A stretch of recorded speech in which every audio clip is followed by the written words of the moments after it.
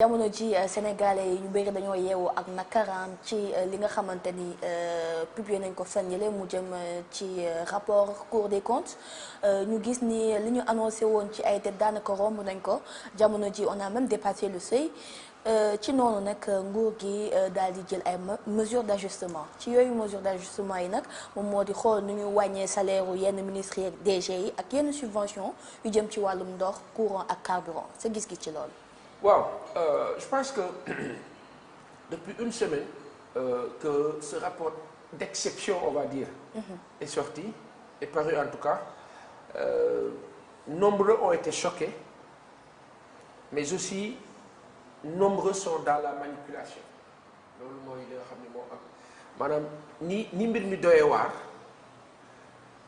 choc bi nii mu toll nu ko raw la manipulation bi ci nekk toll. Je m'explique. On a l'impression que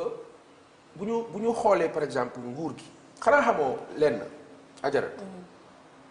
nguur gi génn na def sortie mënoon na sax bañ a def sortie boobu. Ah bon? Nguuru Sénégal Al Amin Lo Ousmane Diagne kilifa yooyu. Cheikh Diba kilifa yooyu ak. Abdourahmane Sarr ak Abdourahmane Sarr. Abdourahmane Sarr kilifa yu baax yooyu yal na yàlla kattanal leen ñoom. bilaay sortie boobu sax jaru ko. Communiqué de presse donc du procureur de la République doyoon na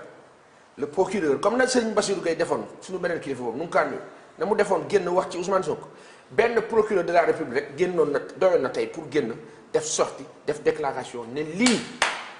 moo di li feeñ ci càcc gu réy gi am ci réew mi lii nag daanu ko lijjanti point du am débat mais dès que des membres de l'État sont sortis rek les opposants surtout le parti au pouvoir bi fi nekkoon jël mbir mi yóbbu ko ci camp politique. ndax ci ngoon ci lañ génn. alors que du woon débat politique am na loo xam ne nit mënu ko def ba pare di wax di ko ubbi ba defee njombe loo xam ne toll na ni àdduna doo ko ubbi Adja. ajaratu ba defee njombe lu toll ni àdduna doo ubbi nag dana tëj ne pat. Voilà, raser les murs, voilà, moytu. Se faire tout petit daal. Mais non, parce que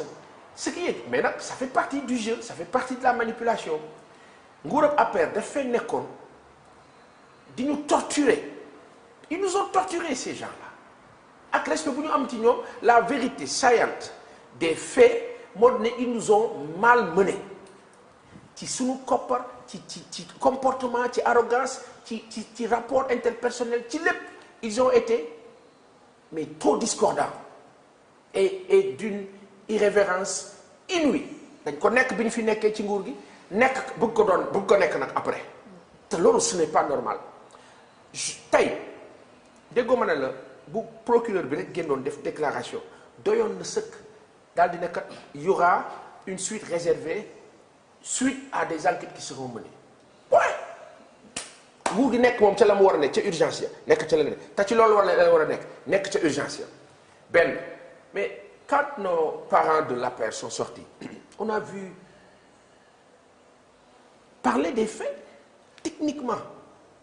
ñii kat li ñu wax dara amu ci vous sortez les papiers ni Cour des comptes ni mu traité ni mu liggéey dara baaxu ci nangam mu leer suñu bopp mais qu'est-ce qu'on a fait oui genre comme si dañ leen bëgg a song et cetera beneen bi ci des Adja xam nga lu mu doon soo bëggee dégg dëgg l'information au niveau de la presse a été traitée comment état bi wax na opposition bi wax na pourtant daaw état da daan wax ci jamono ba muy metti nguuru Macky Sall opposants yi jóg wax presse du ko couvrir une partie de la presse dañ doon gëmm ci loolu on voyait à la une que Macky Sall ak lu tax ci Macky Sall tout le temps à la une tout le temps. Après c'était bâillonné. Bi yoon aujourd'hui on expose l'État du Sénégal quand on a l'impression ou se semblant que ça ne va pas en 9-10 mois comme si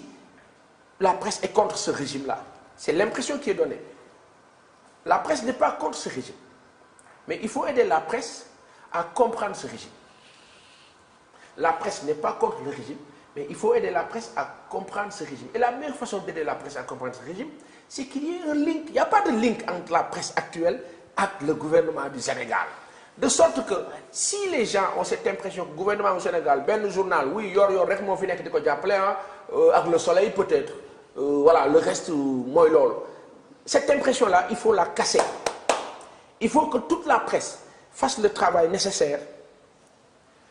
au-delà de l'équilibre d'honnêteté vis-à-vis du gouvernement actuel bi nekk ci yoonu dëgg bi malgré les difficultés yi nag dëkk bi tar na ba faa ko imaginer romb na ko léegi nag le génie de ce régime-là c'est de se départir des problèmes yi ñu lay causé nga xam ne que justice moo ko réglé ak yoon ak nangam mais nekk ci urgence yi moo tax ma naan la jarul woon sax ñoom ñuy def sortie il fallait juste se limiter à un communiqué de presse et maintenant à partir de ce communiqué de presse faire le tour des rédactions. Justement et concernant les mesures d'ajustement yu ñu jël si jëm ci yenn DG yeeg ministres yi. maintenant par rapport à ces mesures-là parce que li ma lay wax nii c'est tellement important moo di ne parce que fi ñu toll nii Sénégal dañu bëgg a dugal ci benn faux débat il y a pas de débat politique jamono bi débat politique amul débat d'état moo am et débat d'état c'est quoi c'est la gestion et de l'état actuel et de l'état ancien comparativement l'état ancien ngeen baal ma a foutu le bordel et quand vous finissez de foutre le bordel vous vous taisez mais au lieu de vous taire vous dites que non ils sont en train de foutre le bordel alors que vous avez fini de foutre le bordel vous devez vous taire au-delà de dire par exemple sur le plan de la gestion léegi fan la ñu jëm nan lañ fa war a eggee on peut comprendre mais quant à refuser ce qui a été dit comme accusation parce que mu nekk lu ñu dund ba pare dem ci sensu nag léegi ne Sénégalais yi songu leen ñii ñooy seen problème ça fausse le jeu ainsi nguur bu bees bi nga xam ne moom mu ngi jël des mesures par rapport à un fait revoir les salaires au niveau de tout ce qui est supra-État c'est-à-dire à un niveau boo xam ni si élevé ñi ne ci kaw. les hauts fonctionnaires. les directeurs d'agence les ministres etc. su fekkee ne état bi ñooñu lay wàññi seen salaire dagan ci contexte bi parce que on a une administration de privilèges et celle du colon bi suñu mbay Thiam di wax ca EBAD moo di ne ok le patron celui qui vient après il y a au moins il y a un pool quoi de 3 ou 4 personnes yoo xam ni ils ont tous les privilèges du monde tey jii nii kuy fayee ko 5 millions mais ça waay mën na gérer essence am kuy fayee ko 5 millions de francs ci Sénégal bi ñu nekk non na gérer ses déplacements na ko gérer fan lay dem bureau ak këram bu weesoo loolu il va à des rencontres ça peut pas lui coûter on ne sait quoi il a 5 briques mais que toutes ces dépenses de déplacement de fonctionnement de tout ce qu'on veut mu gérer ko ak 1 million c'est 4 millions moo xam mais boo jëlee avantage yooyu boo jëlee salaire boobu bëgg ci teg carburant presque 500 wala 600 000 jëm kaw wala 700 000 bëgg ci teg des primes de on ne sait quoi si j'entends ainsi que l'État va revoir la donne à ce niveau je me dis c'est bien mais na effectif ensuite État bi wàññi ses dépenses sur le plan du parce que c'est État au Sénégal laa gis ñun suñu lépp dafa dem ci fonctionnement budget quand on prendra la présidence 81 milliards ci jamono au temps de Macky Sall 52 milliards au temps de Abdoulaye Wade et on disait man dama doon wax 52 milliards mais pas bi 1 milliard lay dépenser par semaine parce qu'on a 52 semaines l'année 1 milliard par semaine à la présidence 1 milliard vous savez ce que c'est alors 1 milliard Macky Sall ñëw yóbbu ko 81 milliards ñu ne parce que y a des agences là-bas alors que toutes les agences qui ont été créées ça et là te loolu nguur bu bees bi sax da cee war a wax. nee dañ koy wàññi ñu wax nañ si. nañ ko kase complètement xam nga luy kase. parce que agence boo gis. benn département la woon ci benn direction bu nekk ci benn ministère. xam naa loolu moo tax ñu ne léegi dañu koy wàññi parce que dañuy xool yu ñuy boole nga xamante ni buñ ko éliminer. mais Adja c'est-à-dire dafa am loo xam ni foog ñu nangul ko les socialistes yi fi nekkoon nguuru Abdou Diouf. da nga doon dégg ministère de l'équipement et des transports. et tous ces départements ça Ageroute yeneen yooyu yëpp bi Abdoulaye Wade ñëwee la tous ces départements scindés là ñoom ñëpp ministère de l'équipement et des transports la ñu bokkoon donc qu'on revienne à l'orthodoxie ainsi nan ngeen mënee comprendre on me dira oui mais les données ont changé parce que les temps Abdoulaye Wade bi muy ñëw fekk fi Sénégal le président Diouf lui a laissé 600 milliards. Avec une bonne marche de l'administration. 600 milliards. 600 ou 700 milliards. 600 milliards léegi 600 milliards nga war a gérer Sénégal tey ñuy wax 6000 milliards jàpp 7000 wala 5000 milliards ñu tiit am jaaxle Ablaye Wade nekk fi am 3000 milliards de dette 2700 2800 milliards de dette. Macky te Sall bi fi Ablaye Wade nekkee les Sénégalais vivaient mieux malgré tout. On mangeait mieux l'argent circulait. Macky Sall ñëw presque 100% d'endettement. 18 000 milliards. 18 000 milliards mooy li nekk ci kaw ñenn ñi ne dem na ba plus de 21 000 milliards waaw léegi ñun ñu tiit jamono bii Sénégal war a nekk ci psychose. moo tax faw ñu wax nag léegi suñu nguur bu bees bi. ni leen il faut faire de sorte que Sénégalais yi génn raisonnement wu milliards seen bopp.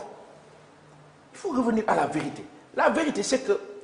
boo waxee ñu ne la non maintenant le dollar non 1 milliard de francs CFA autorité américaine wala française sañu ko bàkkoo sañul toog biir ca seen dëkk yooyu di bàkkoo am naa 1 milliard. fii Sénégal diggante 1960 à 2000 ñaari milliardaires lañ fi xamoon ñaar. Baye Djili Mbaye sunu baay bu baax ba sunu maam ba ak Baye Babacar Kébé ñu kaa wax njuga sunu beneen maam ba ñaar ñooñu ñoo fi newoon ngay toog di dégg milliard li Sénégal di dekk 60 ba 64 ñoom nga doon dégg ñu naan milliard gars yi naan milliard ay Baye Djili riche na ay njuga Kébé ko bëri alal ñu ñaan yàlla xaral leen ci aljana yi gën a kawe. maa ngi nuyu ma xarit bële maam Cheikh Mbaye di taawu sunu baay boobu Baye Djili maa ngi laa nuyu gëj nañoo gisee waaye maa ngi laa nuyu bu baax ak ñoom kilifa yi Moussa Mbaye ak ñoom njaboot gi yëpp ñoom Aïcha Mbaye ak ñëpp ñu ngi leen dee nuyu. di nuyu Kébé itam kilifa yooyu. waaye ma wax la fii benn affaire à partir de 2000 ba 2005 non déggaatuñu fi beneen milliardaire mais à partir de 2005 di yéeg te loolu nag suñu mbokk libéraux yi ngeen baal ñu de. parce que suñu maam Ablaye Wade ni mu gëmee woon libéralisme ak capitalisme c'était dans le sens de te loolu nañ wax dëgg yàlla rek a ñu tiim xoolal Ablaye Wade moo yàqu. il est généreux. dafa généreux am yéene ne Sénégalais yi mais pourquoi du ñu nekk ay milliardaires moom philosophie boobu la amoon mais waxul woon pourquoi Sénégalais yi du ñu sàcc doon ay milliardaires il n'a jamais dit ça waxul woon sàcc leen doon ay milliardaires et quand Wade donner de l'argent ça et là ñenn ñi dañu wax ne Ablaye Wade day yàq xaalis rek mais n'oublions pas que Ablaye Wade da doon jël xaalisu caisse noire bi di ko joxe caisse noire lan la caisse boo xam ne yow dañ la naan voté nañ ko ci budget bi la bokk mais yow loolu yow yaay sa pouvoir discrétionnaire la yaa xam mais koo jox caisse noire kay yaa ko def milliardaire. Macky Sall il vient trouver 9 milliards yu fi Ablaye Wade defa ci caisse noire yu mu fi fekkoon boobu Macky yóbbu ko à 10 milliards 11 milliards léegi 11 milliards yooyu tey jii nii bu ñu la laajoon caisse noire kan moo kaa géré da nga naan le gouverneur du palais nga ne secrétaire général présidence nga ne président de la république wax ñi nga xam équipe yi nga xam ne ñooy liggéey ak secrétariat général présidence gouverneur palais et cetera aide de camp nangam ñooñu kilifa yooyu ñooy gérer caisse noire c'est un pool de personnes léegi nag ñooñu caisse boobu ñoom rek ñoo xam lu ñu ca def ak lu ñu ca deful léegi caisse boobu bokkul ci li sénégalais yi war a comprendre war a contrôler pourtant dañoo war a xam liñ ci def yëpp waaw Ablaye Wade nag bu dee moom ci foofu la doon compter bu Boubacar ñëwee mu ne jox leen ko paas Boubacar bu ñëwee soxla benn 2 millions ci paa bi buy dem Ablaye dafa yooyu buy dem Ablaye jox ko 30 millions. wërsëgam la. te it comme ci caisse googu la jógee dagan na parce que jusqu'ici constitution bi nangu na ko par contre li ñu war a wax kay mooy nan la ñuy def ba constitution bi revoir cette copie là que lii ça fait partie de l'argent du contribuable que du loo xam dañ ko war a jël rek joxe ko n'importe comment.